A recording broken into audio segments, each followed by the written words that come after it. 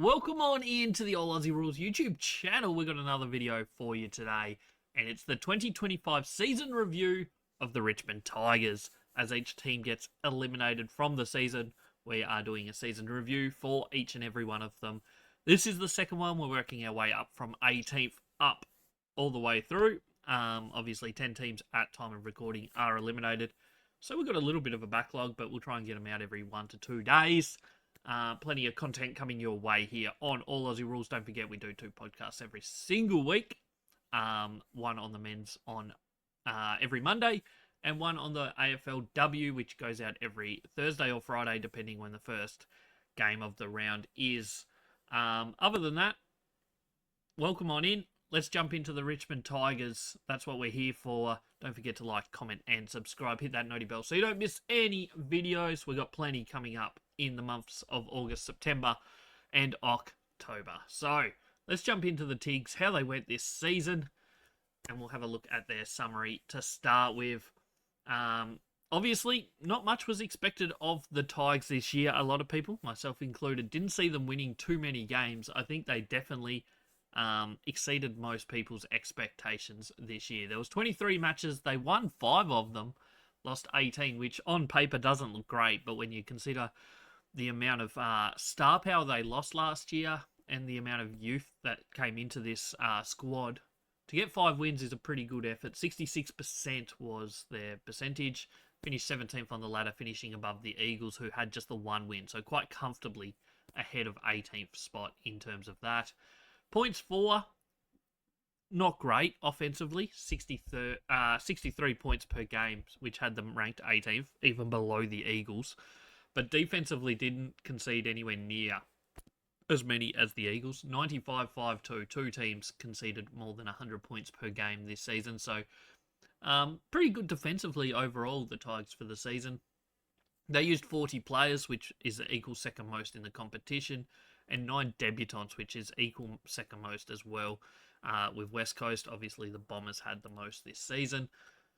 Average age, so even though they did bring in a lot of youth, they still do have quite a few senior players. You think the Nankervis, Tarantos, McIntosh.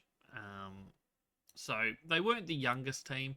They weren't even top 3 youngest teams. They were 14th at 24.99. Still young enough. The experience, though, 84.95, had them 17th in the competition. So while they do have some older players, maybe not as much experience as some other teams, their record against the top 9 teams, they actually won a game against the top 9. That was against the Gold Coast Suns in Melbourne. So they went 1-11, which isn't terrible. I mean, they beat a top 9 team, better than some teams. And their record against the bottom 9, 4-7. Which isn't terrible either. Like, yeah, ideally, if you want to be pushing up the ladder, you're going to have to be going above 50% against the bottom 9 towards the point of being like 70-80% against teams if you want to be playing finals. But for what they have, for what was expected of them this year, 4-7 against the bottom 9 is pretty solid. I think they'll be reasonably happy with that.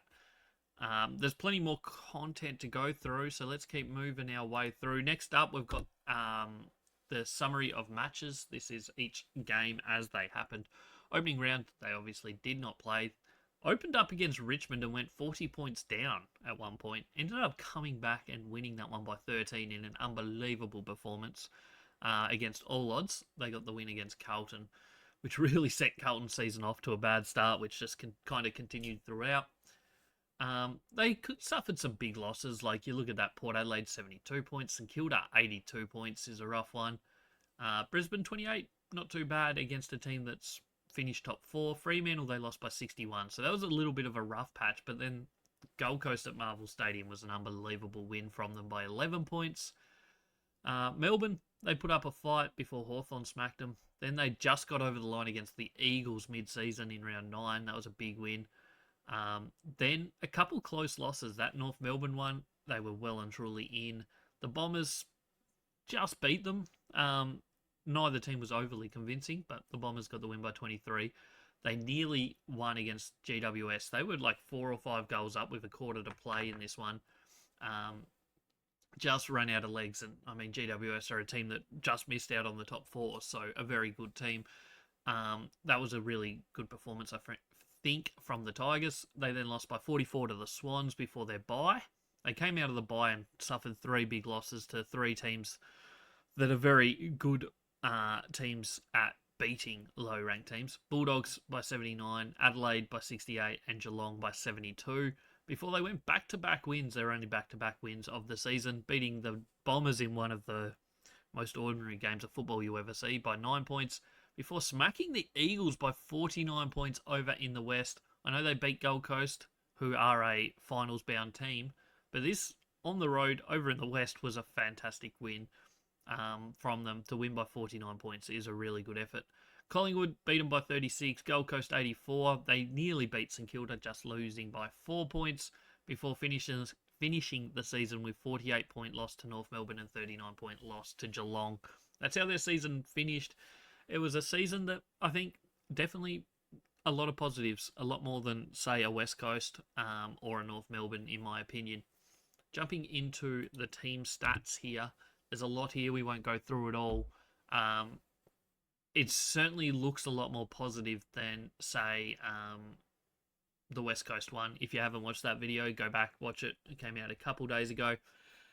The differences are, like, there are some stats where they're actually competitive other than just pressure acts and 1%ers, which is because the other team has the ball. You look at some numbers there. Offensively, first of all, marks, 11th most in the competition as an average per game. They're defensively wise, contested marks, centre clearances, pretty solid. Intercepts, pretty solid there. Contested possessions, don't give up that many contested possessions. And as a difference, yeah, they're probably 16, 17, 18th in most categories. But that's okay. They're a team that's going to have to rebuild, and that's kind of how it is. Scoring wise, the sources kick in. I mean, most teams end up around about that level mark, but 11th is pretty solid. Scoring from stoppage is probably their bigger weakness, minus 13, which is 17th in the competition, and their turnovers is 15th in the competition. From defensive half, 16th, from the forward half, 17th, and from the centre bounce, 17th. So a lot of room for improvement, as you would expect. It's a team that conceded basically minus 30 points per game. So you don't expect any of them to be great reading, but in the grand context of the season, I think there's some stats there that definitely can be worked with. They had some bad blowouts, but like they never had the 100-point losses. Last year they had at least one that was like 120, another one that was 90. So they've certainly improved on what they produced last year. So I think that's a massive positive in the grand scheme of things for the Tigers. We'll jump into the player review for the season. We'll start off with the players that missed a lot of football. So these are a list of players that missed 5+ games that I consider key players. I know Josh Smiley has never played a game. He was a first-round draft pick, though, expected to play a lot of game time, and I think we will see a really good season from him next year if he can get on the park. He didn't get on the park at all this year, so missed all 23. Josh Gibcus, he missed 22 as a key defender. LaFou missed 21, but he basically did not play. Got injured straight away. Sam Lawler, he missed 12. Obviously, the number one draft pick, a lot of hype around him. He showed some really good signs. We'll get into his rating and where that sits him shortly, but he showed some really good signs. Early days, at least, for his career. Thompson Dow missed 12. Dion Prestia, inside mid, obviously one of the senior bodies on this team. He missed 11. Hugo Ralph Smith, he plays out on the wing. He missed 11. Maurice Rioli missed 10. Noah Bolter, we all know his reasons for missing games, but he missed 10. Jaden Short missed 8. And Tom Lynch missed 7. So there's a few senior players there that all missed that 7 to 12 range. Probably wouldn't have helped them win maybe any more games than they did, but it just would have added a little bit more experience around these young players and made them a bit more competitive, I guess, in some of the blowouts potentially. Players that have left the club at the end of last season. So obviously they lost 4 players to other teams and also had 4 retirees. There was a few delistings as well. We haven't put them in there. So Liam Baker, he went to West Coast in that trade. He was obviously a 52-27 as the rated player last year. Certainly would have been probably their best mid-forward sort of player this season. So, yeah, that definitely hurts them. Bolton, similar sort of role. He, once again, would have been better than any of their general forwards throughout this year. Jack Graham, he's gone to West Coast as an unrestricted free agent and absolutely played a really good season this year. So another one that was costly. And Daniel Rioli, he's gone as well as that general defender. Would have been up there with your Vlostons and your Jaden Shorts in the back line. 4 retirees, Dylan Grimes, Dustin Martin, Pickett and Naismith. Obviously, they're all retiring for a reason. It's the end of their career, but still, to lose 4 senior players through retirement and 4 senior players that would all be, at least 6 of those are going to be would have been in their best 22 this season. So it's a massive hole that they had to fill, and they did it mainly with young people. There was a few of their 3 or 4 seasoned players that came into the team and played more of a role, but overall it was a lot younger players coming in than what was going out. Looking at their highest rated defenders for the season, starting as the general defender line, Nick Vloston, pretty much very similar rating to last year. He played 22 out of the 23 games, missed the last one. Very close to All-Australian, I reckon. That team was announced the other day, but he didn't make it. But he would have been in the conversation for sure. Another really good year from him. 16th best general defender in the rating system. Jaden Short, he was, once again, pretty similar numbers to last year. Missed a fair chunk of football. Played 15 games. But yeah, they're the 1 and 2 in that general defender line. Sam Banks, he improved on last year. Played, I think, a lot better. His rating suggests that as well. He played almost every game, played 22. Tom Brown has shown some really good signs. He also improved this season, going from that 33 rating up to a 40, so really solid there. Nathan Broad. I mean, that's about where he is at. That's what you're going to get. He's more of that lockdown defender, so sometimes he doesn't rate quite as well. But he's still a crucial part of that backline. Luke Traynor, in his first season, 21 games. We'll see how he goes long term. He's a bit of a mix between a general defender and a more key defender, but pretty solid so far without being outstanding from what we've seen. And Caleb Smith played the 8 games listed as unranked because he didn't play enough game time, but a pretty solid season. Pretty much the same as last year in terms of rating, so that's about probably where he's at the moment. Key defender-wise, Tyler Young played the 7 games and was probably their most positive-looking key defender. His rating really skyrocketed from a 27 to a 45. Really good year from him. If they can keep him on the park next year, I think we'll see even more improvement from him, hopefully. Potentially pushing towards the top 10 key defenders, maybe. Ben Miller, pretty much same rating as last year, not much difference. Noah Bolter swung between the back line and the forward line depending on the day. Sometimes throughout the day, ended up with the exact same rating as last year. Jacob Blight played the 7 games, pretty similar rating to last year as well. So nothing too extraordinary there. Campbell Gray played just the 3 games. He's unranked, but his rating was okay in those games. And Josh Gibcus played just the 1 game. Last year, he didn't play many either, but showed some better signs than we saw from him this year. But obviously, just played the 1 game. General forwards now, up the other end of the park. This is probably one of the areas of the ground where they just lack a little bit of talent, I think, and that's probably why they averaged just 63 points between their general forwards and their key forwards. They're just probably not quite getting enough output.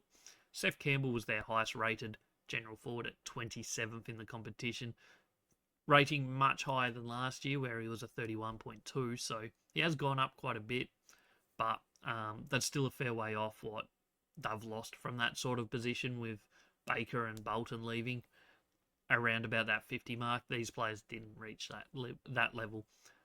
Lawler played 11 games all early season, did his hammy twice. Rated 38th best as a general forward in the competition.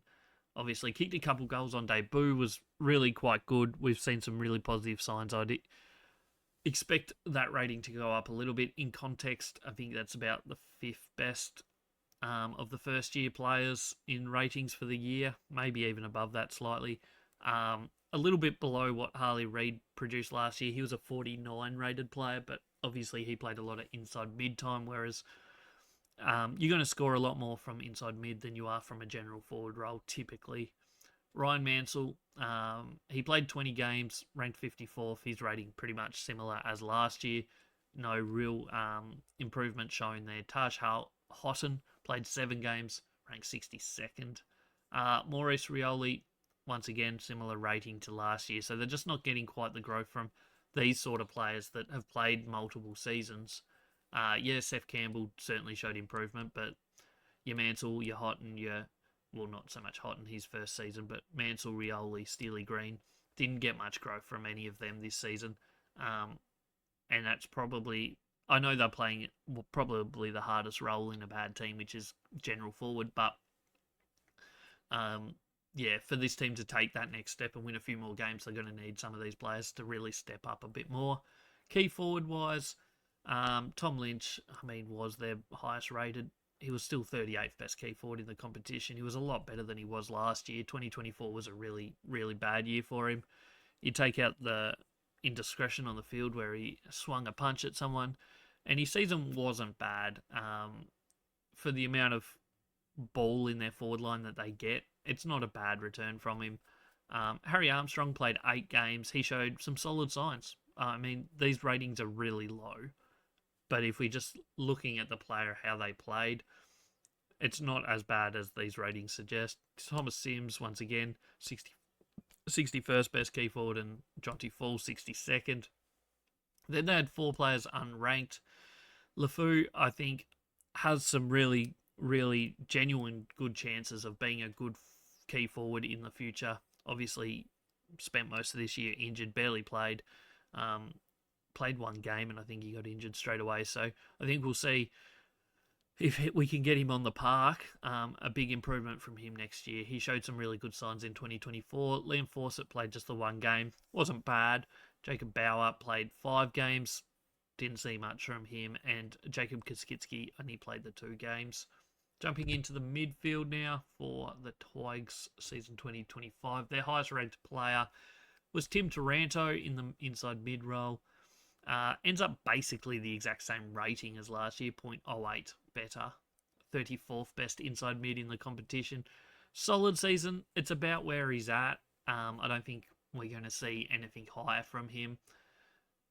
It's not terrible. It's just not quite good enough to be your number 1 inside mid, really. You would want someone slightly higher than 34th in the competition. Jacob Hopper, he's 51st, so slight improvement on last year. Nothing extraordinary, but certainly had a better overall season. He certainly also reached some higher levels, I think. Certainly in the back half of the year, played some really good games. Dion Prestia missed pretty much the first half of the year. Came into the team. First couple games were huge. Ended up slightly below last year's ranking. Jack Ross, he played every game. He's not in that starting midfield too often, but he's certainly someone that rotates through there a lot. Decent numbers, improved slightly. Probably had more opportunity though this year, so you'd hope that he improved a little bit more than that. But there's still some signs there that he could be a good player in the future. Thompson Dow, his rating went up, which is a positive sign. Played 11 games.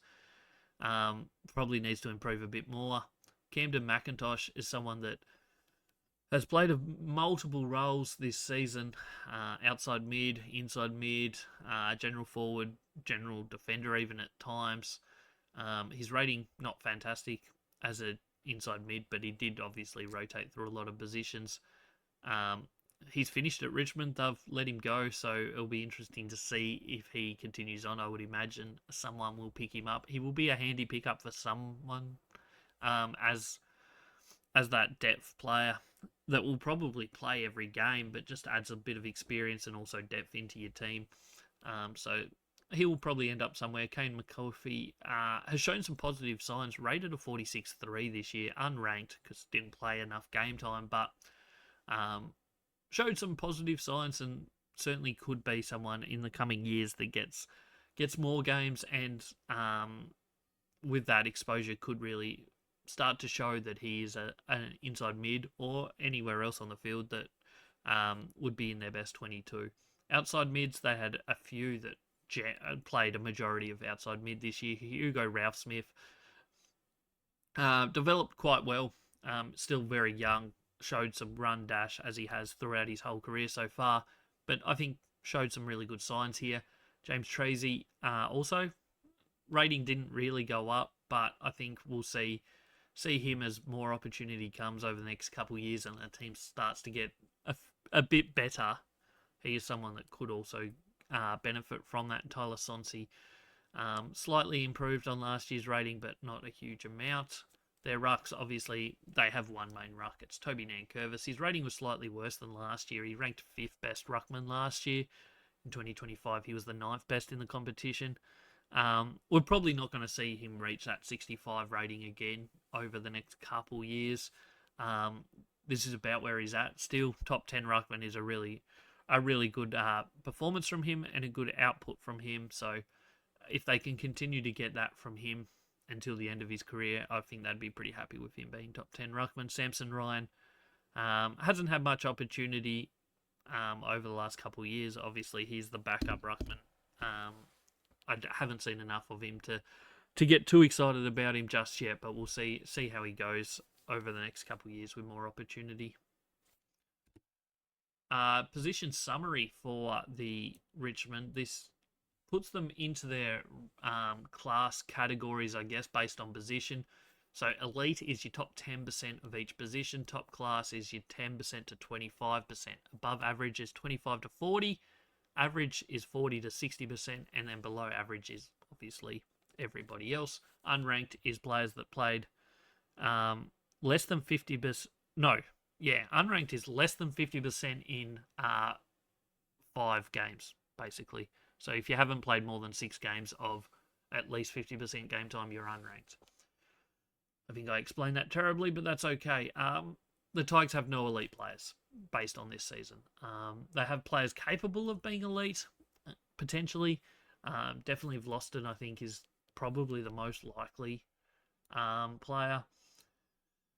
Outside of that, there's probably not too much that's potentially elite still or going to be. 2 top-class players, 1 general defender, 1 key defender. So in the back line, showing some good signs. Forward line is a bit of an issue. They've got 2 that are above average in general forwards, no key forwards. Midfield, I think they've got enough there to go with over the next couple of years. And as these younger players come through, hopefully they develop. But to only have the 6 players in the above average or better categories, so that's basically 6 players in the top 40% of the league, it's not ideal. And a major reason why they struggle enough is just they don't have that class. You look at it, there's only 13 players in the top 60%. So that's not even, well, it's just over half of a best 22 is in that average or better category. So almost half their team is in the bottom 40% of the league, which, I mean, you'd expect from a team down this low. But 17 in the below average category is not ideal. Also 10 unranked.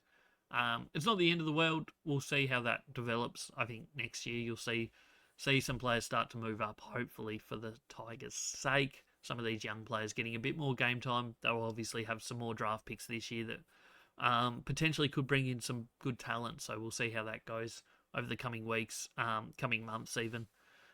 Don't forget to stay tuned with All Aussie Rules because we'll have all your draft content coming post-season of the AFL as well. One last thing to look at before we wrap up the Richmond Tigers 2025 season, and that is the BNF This is how we do our votes here at All Aussie Rules. If you're new here, we do MVP votes every single week, every single game for every single team. Top 5 rated players using the All Aussie Rules rated system for each team gets votes. Winning team gets 10, 8, 6, 4, and 2 for the top 5. And the losing team gets 5, 4, 3, 2, 1. So half of what the winning team does. This is how it shapes up across the season. A very tight finish. Tim Taranto sneaks across the line with 71. Toby Nankervis was second. He finished on 70, so 1 vote between those two. Third, Jacob Hopper with 42. Vloston with 37. Seth Campbell, 29 in 5th spot. Then Jack Ross, 28. Prestia missed half the season. Finishes 7th with 22. Sam Banks, 16 in 8th. Tom Brown, a solid season, 12 votes. Ben Miller, 11, as well as Ryan Mansell also with 11. And then Nathan Broad in 12th with 9. Short and Young, both with 8 votes in equal 13th. And then equal 15th is Camden McIntosh and Sam Lawler with 7 apiece. So that's how our BNF looks for the Tigers. I think that's everything we've got for you here today. Don't forget to like, comment, and subscribe. Let me know what you thought of the Richmond Tigers season 2025. How many wins do they need next season to get a pass mark? Let me know all that in the comments.